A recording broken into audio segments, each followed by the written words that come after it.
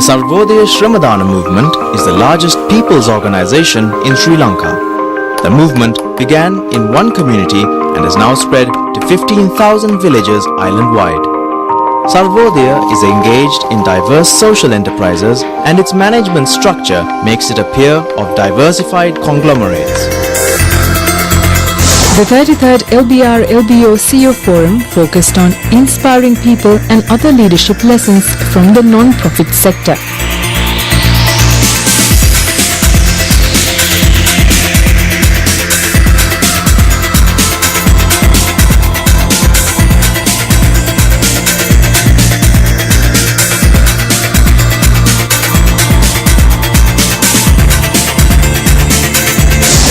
Dr. Vinya Ariyarathne, General Secretary of the Sarvodaya Shramadana Movement, was the keynote speaker at the forum, attended by several hundred senior corporate executives at the Ceylon Continental Hotel, Colombo.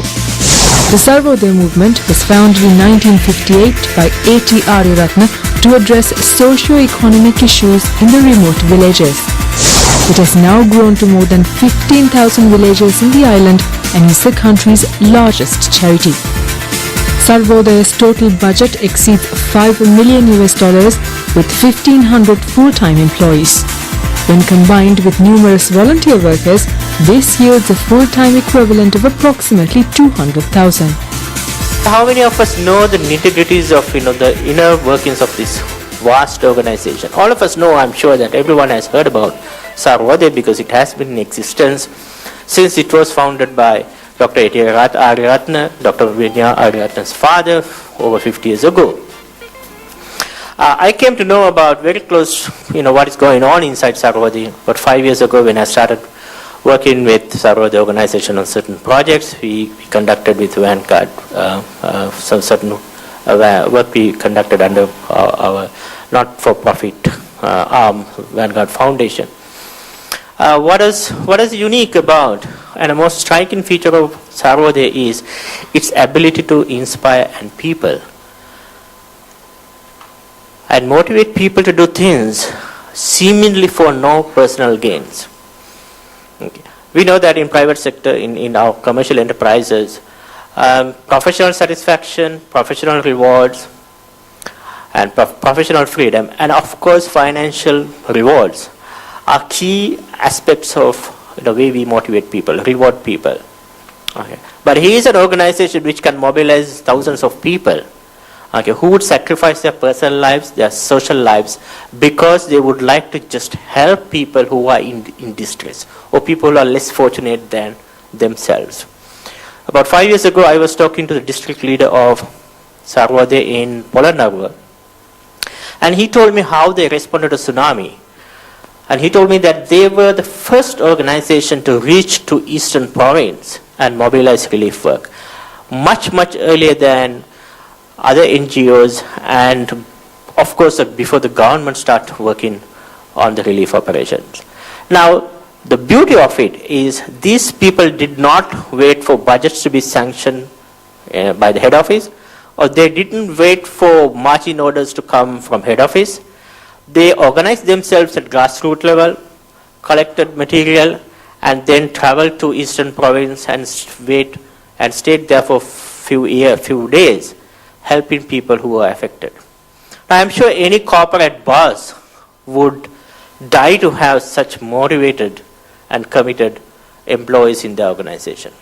So we invited Dr. Ariyaratne to join us today and have a conversation about his experience in leading Sarvodaya, and how you specifically, how you lead such a large social people organization. And I'm sure that all of us have wonderful lessons to learn from Dr. Ariyaratne's experience.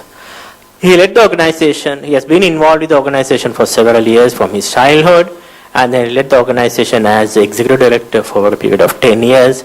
And is presently holding the position of General Secretary of Sarvodaya Shramadana Movement, where he is more involved in the policy and strategy and less on operational responsibilities now. So it's a great pleasure to have you with us, Vinya. Thank you once again. And ladies and gentlemen, please welcome Dr. Vinya Ariyarathne and my colleague Shamindra Kulamannage, who will, as usual, moderate today's discussion.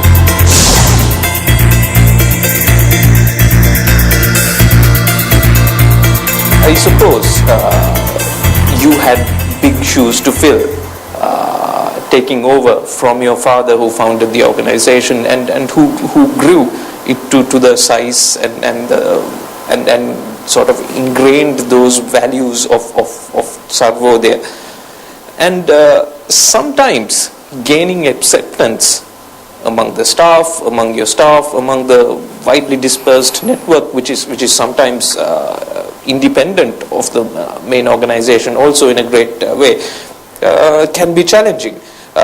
Your father's name has been synonymous with Sarvodaya, and his thinking and philosophy has been at the heart of the organization.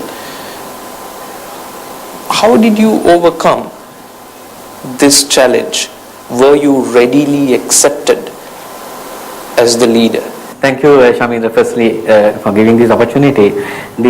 Actually, there has not been a leadership transition when it comes to the vision, and he's still around. I mean, he's still the leader of the movement, and he inspires all of us.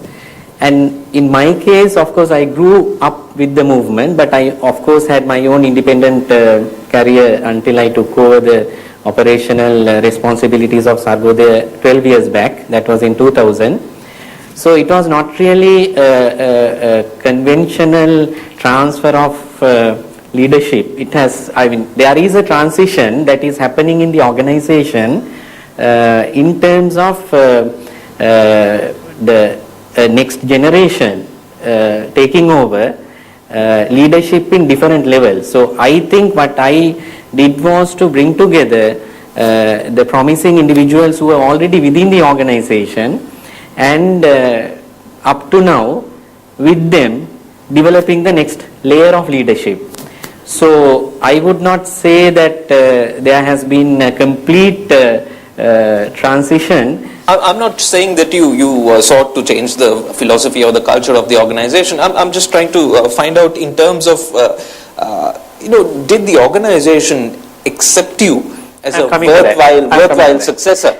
The thing is, the country has changed so much from what it was 52 years ago when Sarvodaya was founded. And now it is a very well known social movement on one hand, and also it's a very sophisticated organization. Today, Sarvodaya in legal terms has a main organization which is incorporated by an act of parliament, and so it has its own rules and regulations. Those of you who are in the corporate world know what it comes to when you have to deal with a complex organization with all kinds of procedures and so on. Now, in terms of fitting into the organization, coming from outside, even though I have been with Sarvodaya from my childhood, was challenging because I belong to a different generation. My orientation is different. I am a professional. Most of my colleagues who started with Sarvodaya are older than me. They started as volunteers. I didn't start as a volunteer. I came to a salaried position. So those were challenges. But I think I did not completely come as an outsider, and I shared the values very much. That's the most important thing. Sarvodaya, more than an organization, it's a philosophy.